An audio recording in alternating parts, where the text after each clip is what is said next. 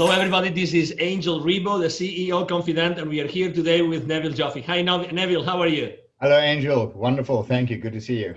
Good to see you.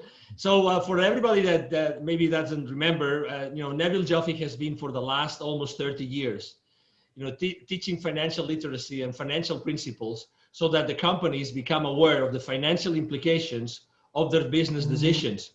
And we are here today to talk about some of the principles of 𝒂𝒊𝒏𝒂𝒂𝒏's theme, which actually he's been explaining to executives for so many years, which is what gets measured gets managed. So Neville, welcome again here. So why do you think that getting things measured to being managed is so important today? Angel, if you use a metaphor of a physician examining a patient who said, look, I'm not feeling well. I said, well, what do you mean you're not feeling well? I was not feeling well. Probably one of the few things a physician is going to do is take his temperature or her temperature, take blood pressure, take a look in the ears, etc., and get a reading of sorts. In the absence of measuring certain vital signs or metrics of the patient, this physician wouldn't even know which direction to take. So in a business is no different. We need to measure to manage, because people tend to examine numbers in isolation, and it is so dangerous. People look at revenues going up. Yeah, like, so what? What about your costs and so on? So having the right kinds of measurements, and I say the right kind of measurements, not a lot of measurements, I mean the right kinds of measurements, is so important for business health and to influence operational behavior by people who drive the profits in the business. You touched upon a very important point, which is revenues are up and so what? But right now, the same way we can say, okay, revenues are down. So what? Does that mean that the profitability of the company has been compromised? No, far from it. Sometimes to the contrary. Many years ago, I bought an equity position in a vertical manufacturing company that's fully integrated. That is, for those who are not familiar with the term, and we employed about 400 unionized employees. So it was a very nice sized business. The problem was that a lot of the employees were engaged in manufacturing product that was high on the revenue line on the P&L, but was sucking up resources in the company. And it wasn't the kinds of products that were the core skill of this organization. Long story short, we did some process mapping, and we went back and did some testing of utilization resources, and we cut out this particular line of business, which reduced our revenues by almost a third.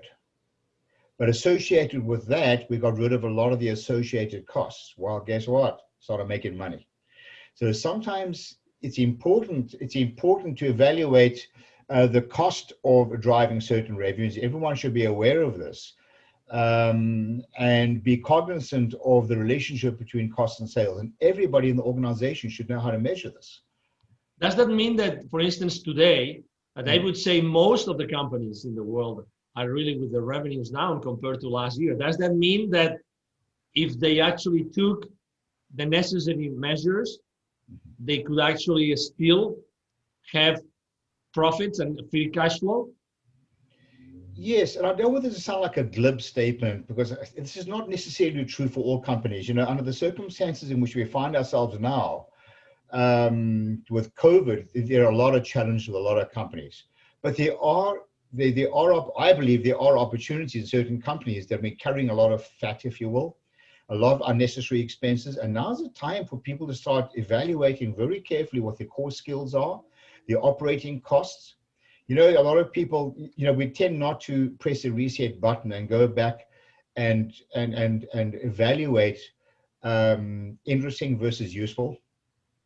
A lot of stuff we do is very interesting and not necessarily useful. A lot of the numbers we generate are interesting, not necessarily useful. That's why we get into the topic of what gets measured gets managed.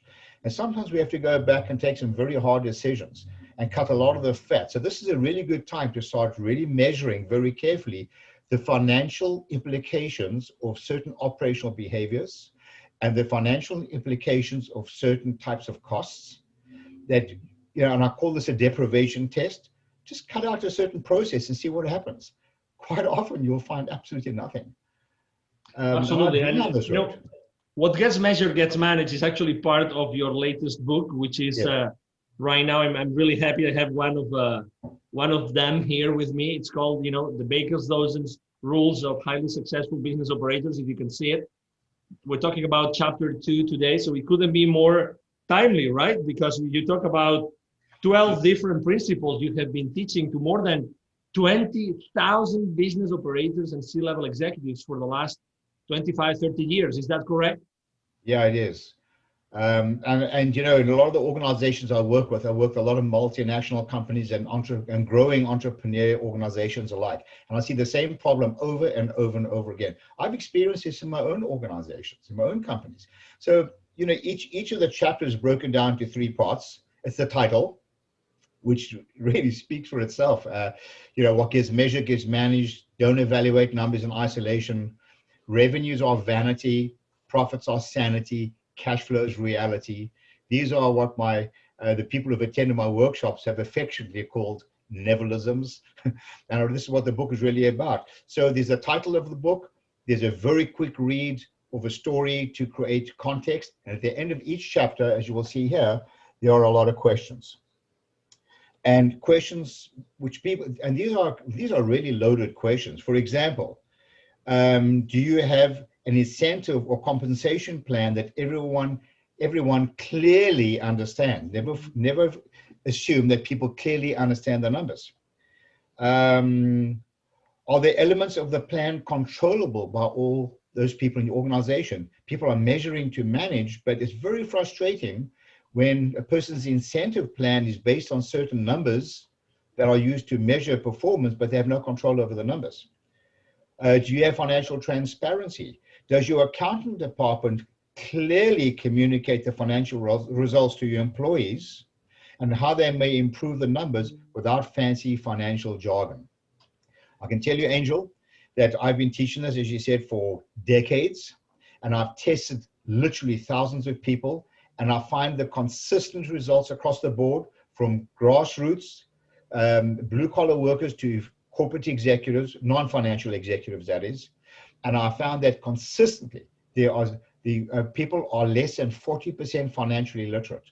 Can you imagine expecting people to make financial decisions based on numbers when they don't understand the financial implications? One of the themes or the framework of what I'm trying to communicate to corporate executives is that shareholders invest in a business for one reason and one reason only: to drive sustainable profits and cash flow, right? Sustainable profits and cash flow. But to do that, you need to get your employees engaged. You need to educate them, and only then can you hold them accountable. Exactly. Bang on. So I would like to suggest that, you know, as you read this book, and everybody, you know, we're gonna make sure that people have. I mean, this is a copy which was like printed. The book is still not available for purchasing. We have only. I mean, this has been a book that has been actually made thanks to the contribution of a lot of different executives. Is that correct?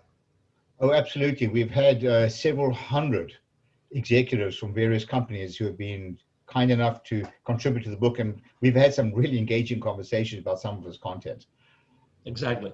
So we would definitely like to have more questions from the people that is watching this interview today to actually contribute to the book if they want to do it. So we will be more than glad to do it. Is that correct, Neville? Yes, absolutely. And if anybody wants to see some extracts of chapters or some of the questions, please email me at Neville, that's Neville, at bizwisdom.com. That's bizwisdom.com, Neville at bizwisdom.com. I'd be happy to send you a soft copy of some of the questions and or even of the chapters and get your input. Excellent. Well, thank you very much, Neville, for being here with us today, and to everybody watching this interview. So thank you very much. I'm sure that you have enjoyed this conversation as much as we have, and you have a wonderful day. See you soon. Bye-bye. Thank you. Bye-bye now.